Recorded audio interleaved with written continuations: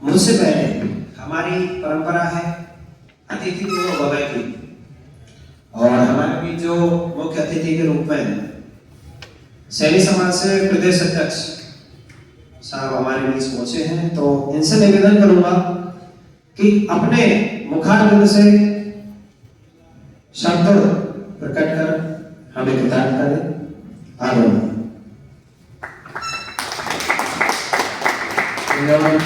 बोलो श्याम प्यारे की जय जय जय। मेरे को ये लगता है कि आप जो भी लोग विराजमान है वो श्याम बाबा से बहुत ही ज्यादा प्रेम रखते हैं, इसलिए आज इस कमरे में एकत्रित हुए हैं। मैंने बुलाया था, आपने सब 4,000 लोग होगा, सभी को बुलाया होगा। और आज की इस असिस्टेंट टीचर्स यूनियन राजस्थान के अध्यक्ष और सम्मानित मंच और आए हुए मेरे समस्त भाइयों बहनों, मैं सबसे पहले आपसे निवेदन करूंगा कि अपनी जो मेरिट जो के आधार पर अपना चयन हुआ था, तो उस आधार पर चयन हुआ के लोग कितने मेरे को आपने अवगत कराया, 3 साल हो गए। तो 3 साल 2 साल के बाद में तो वैसे भी जो नियुक्तियां दी जाती है उनमें मतलब अपने को परमानेंट करने की कार्रवाई हो जाती है। 16 पहले ये था, तो संविधा में लगाने के बाद में ऐसी परिस्थितियां मौजूद हो गई, उभर करके आ गई कि अपना जो बजट है, जो अपने कर्मचारियों का जो हित है, उस हित को कहीं दूसरी जगह डाइवर्ट करके उस बजट को और दूसरी जगह काम में लिया जाता है। तो मैं आप सभी से निवेदन करूंगा, जो भी आदमी जहां भी कोई कॉन्स्टिट्यूएंसी में है, सरकार के ऊपर दबाव बनाने के लिए अपने लीडर्स जैसे एमएलए हैं वो प्रमुखता को रखते हैं अपना, तो उनके माध्यम से सभी को, मुख्य सचिव को, मुख्यमंत्री जी को, इनको एक मेमोरेंडम दे रहे, ज्ञापन दे रहे, सब उनके माध्यम से, और अपने जिला मुख्यालय में कलेक्टर्स के माध्यम से भी इस अभियान को और तेज किया जाए, तो उस पर करके सरकार के ऊपर ज्यादा दबाव बनेगा। मेरा आप सभी से निवेदन है, मतलब जो लोग आए हैं या नहीं आए, उन सभी से आप लोग रिक्वेस्ट करें कि अपने अपने क्षेत्र में, क्योंकि हर आदमी कहीं न कहीं से बिलोंग करता है, वो अपनी मतलब वोटिंग की आजकल ये ताकत है कि अगर आपके पास में 100-200 वोट है तो एमएलए भी आपकी बात को सुनने के लिए खुद आएंगे। ये नहीं कि वो इग्नोर कर रहे हैं, ऐसी कोई बात है। तो उनके माध्यम से अपन मतलब उस विज्ञापन जो है सरकार तक अपनी बात और मजबूती से रख पाएंगे। और बाबा शाम से तो निवेदन है ही कि बाबा शाम को सबकी रक्षा करते रहो, तो हारे का सहारा है, तो इसलिए करके वो हार करके आए जब भी यहाँ पे आए अपन, तो अपनी बात जो है उनके माध्यम से वो रखें। पर मेरा ये निवेदन है सभी से कि ये जो एमएलए के थ्रू जो अपने मेमोरेंडम देंगे, कलेक्टर्स के थ्रू देंगे, इसके ऊपर भी गौर किया जाए। धन्यवाद।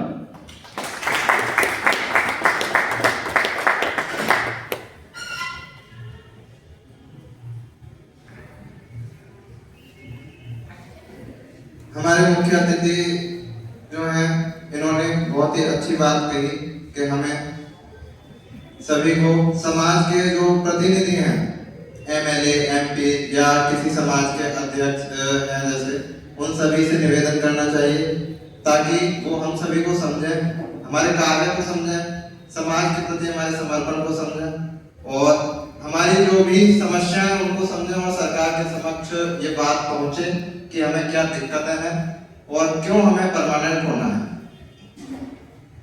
आज हम सभी का जो कार्यक्रम है आगे का वह यही है कि श्याम सरकार जो सभी की सरकार है, खाटू नरेश है, सभी के नरेश है, हारे का सहारा, तो हमने माना कि हम सभी हार चुके हैं संविदा की नौकरी करते हुए और हर प्रयास किया गया था विपुल जी के द्वारा।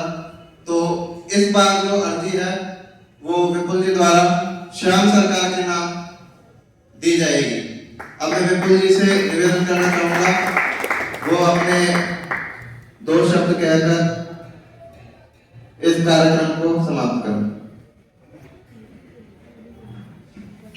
बहुत बहुत धन्यवाद आदरणीय प्रीतोष जी। सर्वप्रथम मां शारदे को नमन करते हुए मैं अपनी वाणी को प्रारंभ करना चाहूंगा।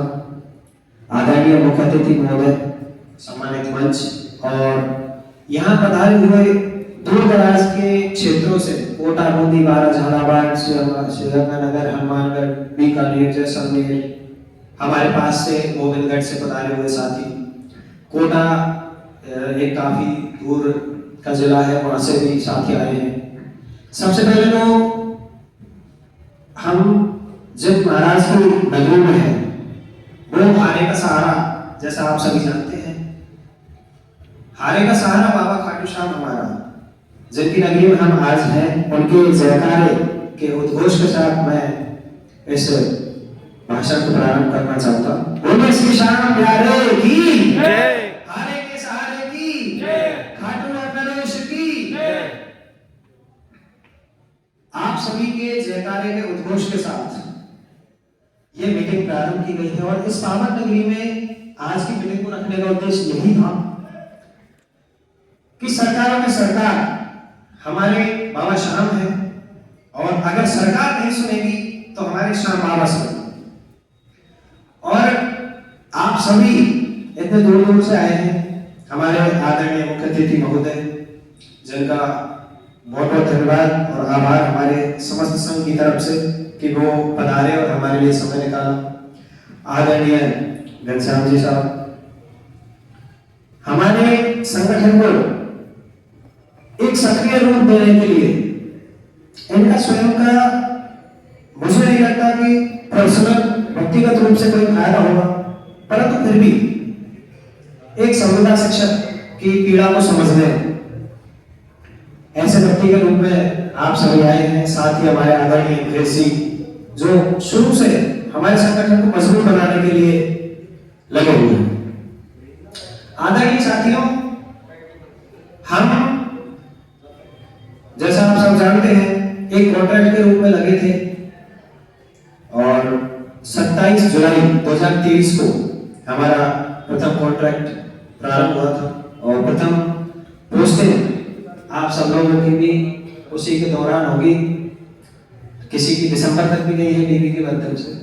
मैं अपने बारे में बताता हूँ कि सबसे पहले मैंने जब ज्वाइन किया था, मेरा ऑर्डर 27 जुलाई को ही निकल चुका था, परंतु मैं एक कोचिंग संस्थान चलाता था, एक क्रिकेट एकेडमी चलाता था और कई 3 से 4 घंटे कुछ प्राइवेट स्कूल्स में देता था। तो टर्नओवर जो हमने स्टार्ट किया है उससे लगभग 5 से 6 गुना था। तो मेरा बिल्कुल मन नहीं था कि मैं इस जॉब को करूं, परंतु घर वालों के दबाव और या यूं कहूं कि एक परमानेंट होने की आशा की वजह से हम इस नौकरी में आए और वैसा ही आप सब साथियों ने भी किया होगा।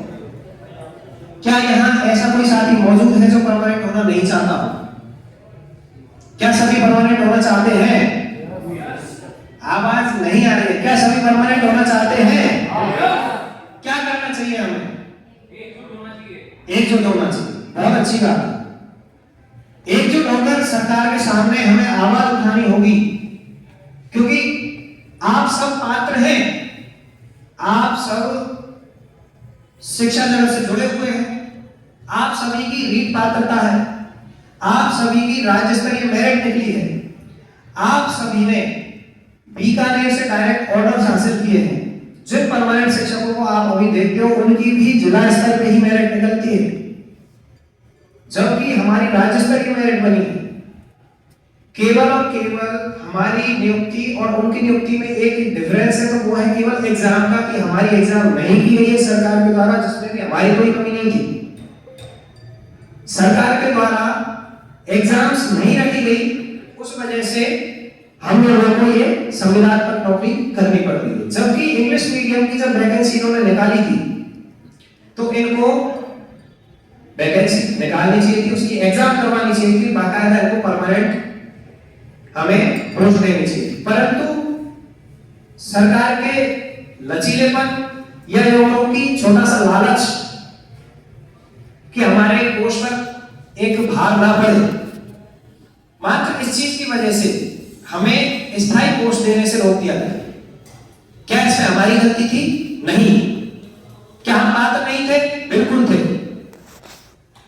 पूरे राजस्थान, मध्य प्रदेश, हरियाणा, गुजरात, पंजाब, उत्तर प्रदेश, इन सभी राज्यों में से हम मात्र 4,887 शिक्षक निकले थे जिन्होंने इस पोस्ट को लिया। वैकेंसी निकली थी 10,000, हम निकले 4,887। तो क्या एग्जाम होती तो हम एक परमानेंट पोस्ट नहीं पाते? बिल्कुल पाते। क्या हम हकदार नहीं थे? बिल्कुल थे। परंतु सरकार की नीतियों, खामियों और सरकार के द्वारा वित्त पर पड़ने वाले भार को कम करने के लिए सरकार के लालच के कारण हम लोग परमानेंट नौकरी फिलहाल नहीं कर रहे हैं। यहां सभी उपस्थित साथियों में से शायद ही किसी की नजदीक पोस्ट होगी। मैं खुद बता देता हूं, मेरी 100 किलोमीटर दूर पोस्टिंग है मेरे घर से। वहां से मैं डेली अप डाउन भी नहीं कर सकता। हमें कोई एचआर दिया जाता है? नहीं दिया जाता। हमें सीएल के अलावा अन्य सुविधाएं टीएल वगैरह दी जाती है? नहीं दी जाती। एचआरए कब दिया जाता है, किस कंडीशन में दिया जाता है? सारे विभाग के सदस्य जानते होंगे, सारे विभागीय अधिकारी जानते होंगे, सारे राजनेता जानते होंगे, शिक्षा मंत्री जानते होंगे कि अगर किसी व्यक्ति को अपने ब्लॉक में नौकरी नहीं दी गई है और ब्लॉक से बाहर उसको नौकरी दी गई तो उसको एचआरए मिलता है। यह एचआरए की परिभाषा है, हाउस रेंट अलाउंस, कि अगर आपको घर से दूर या यूं कहें कि 30-40 किलोमीटर के दायरे से बाहर अगर आपको नौकरी दी गई है तो आपको एचआरए मिलना चाहिए। क्या हमें मिल रहा है? नहीं। क्या ये हमारे साथ अन्याय है? बिल्कुल है। और इसी अन्याय को खत्म करने के लिए हम एक आवाज उठाने के लिए assistant teachers union of Rajasthan के रूप में हो रहे हैं। मैं आप सबको थोड़ा सा परिचय, बाकी आप सब जानते होंगे, हमारे सम्मानित मंच को मैं बता देना चाहता हूं कि हमारे इस assistant teachers union of Rajasthan की नींव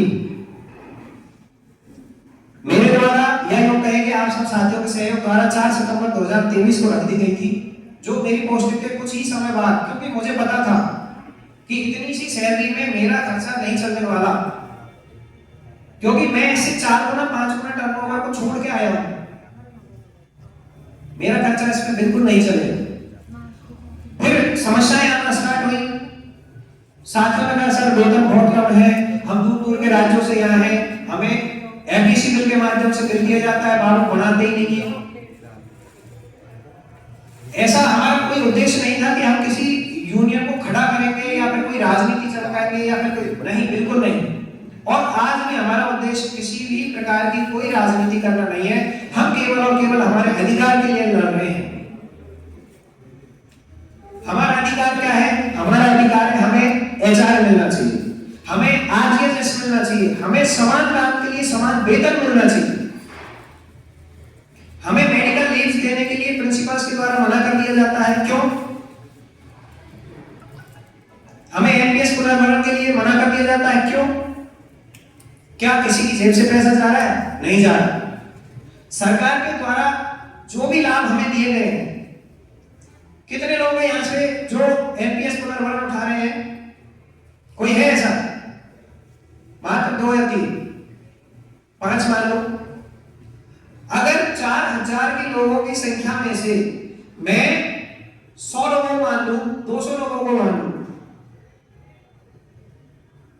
मैं खुद भी एनपीएस मेडिक्लेम पॉलिसी, दुर्घटना बीमा पॉलिसी, सबका पुनर्भरण उठा रहा हूं, लेकिन मुझे पता है कि कितनी समस्याएं मेरे पास आती है। सर मुझे सीएल नहीं दी जा रही, सर मुझे एक छुट्टी देने के बाद मना कर दिया जाता है, सर मैं इस नौकरी को नहीं कर सकता, मैं छोड़ना चाहता हूं। क्यों? क्या हमें यह नौकरी किसी ने दान में दी है? नहीं, हम अपनी पात्रता के हिसाब से लगे हैं और पात्रता के साथ हमारे पास जो कर्तव्य आए हैं, उन कर्तव्यों के साथ साथ हमारे अधिकार भी हैं जिन्हें हमें लेना है। अगर कोई नहीं देगा तो उसकी छाती पे पैर रख के हलक में से निकालने की हिम्मत हम रखते हैं। अगर कोई हमारे अधिकारों को छीनने का प्रयास करेगा तो हम उसके अधिकारों को तब तक रोकने का प्रयास करेंगे जब तक हमारे अंदर जान है। हमारे अधिकार हमें दिए ही जाने चाहिए और इसी वजह से हमने ये बीड़ा उठाया कि जब तक हम परमानेंट नहीं होंगे हम सरकार के खिलाफ आवाज उठाते रहेंगे, हमारे अधिकारों को मांगते रहेंगे। हमें जो भी सुविधाएं प्रदान नहीं की जा रही हैं उन सुविधाओं की मांग हम करते रहेंगे। क्या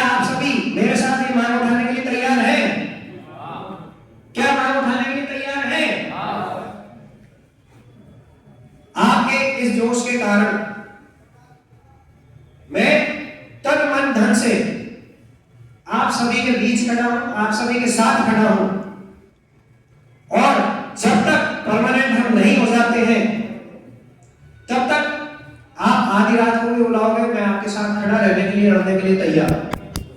मुझे आधी रात को भी आप याद करोगे तो मैं आपके बीच आके खड़ा होऊंगा। मुझे किसी भी प्रकार की कोई राजनीति नहीं चाहिए, किसी भी प्रकार की कोई नेतागिरी नहीं चाहिए। जो लोग 10 मार्च 2024 को आए होंगे मीटिंग में Central Park, Civil Lines Park, वहां हम 50 से 60 लोग पहुंचे थे लगभग, जो सभी जिलों से आए थे और सक्रिय थे। सबने जिस मुकाम को पाने के लिए इस संगठन की नींव में हमारा साथ दिया, उनमें से कुछ लोग राजनीति के वशीभूत होकर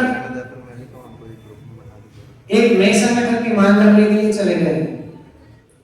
मैं उन सभी साथियों से निवेदन करता हूं कि आप हमारे अपने हैं और हम आपके हैं। आप भी परमानेंट होने के लिए लड़ रहे हैं, हम भी परमानेंट होने के लिए लड़ रहे हैं, तो क्यों ना इस लड़ाई को एक साथ मिलकर अंजाम दिया जाए। इस लड़ाई को जब तक अलग अलग लड़ते रहेंगे हम कमजोर रहेंगे। जिस दिन हम एक साथ आएंगे हम मजबूत होंगे। मेरा इस मंच के माध्यम से सभी साथियों से अनुरोध है कि हम सभी एक जगह हैं, एकजुट हों, क्योंकि जब तक मेरा हाथ खुला हुआ है, मैं सबके सामने हूं, मेरे हाथ में क्या है, लेकिन जब मेरी मुट्ठी इस प्रकार बंद है तो मेरे हाथ के अंदर किसी को कुछ पता नहीं है कि क्या है। अगर हम इस प्रकार रहेंगे, अलग अलग रहेंगे तो कमजोर रहेंगे। इस प्रकार होते ही हमारी शक्ति बढ़ जाती है। तो सभी साथियों से अनुरोध है कि एकजुट होकर आवाज उठाएं। हम किसी से कोई भीख नहीं मांग रहे, हम हमारा अधिकार मांग रहे हैं, हमारा सम्मान मांग रहे हैं। इस वर्ष मार्च में हमारे 3 कॉन्ट्रैक्ट सत्र पूरे हो रहे हैं। आप में से सभी साथियों को पता होगा कि जब हम लगे थे तब 9 वर्ष हमें आईएएस कैडर के द्वारा पूरे करने थे। 4 सितंबर को जब हमने इस प्रकार का मुद्दा उठाया कि हम 3 वर्ष में परमानेंट होंगे, बहुत सारे लोग खिलाफ आए कि इस प्रकार का मुद्दा हमें नहीं उठाना चाहिए, सरकार हमें हटा देगी। क्यों नहीं उठाना चाहिए? हम इसके लिए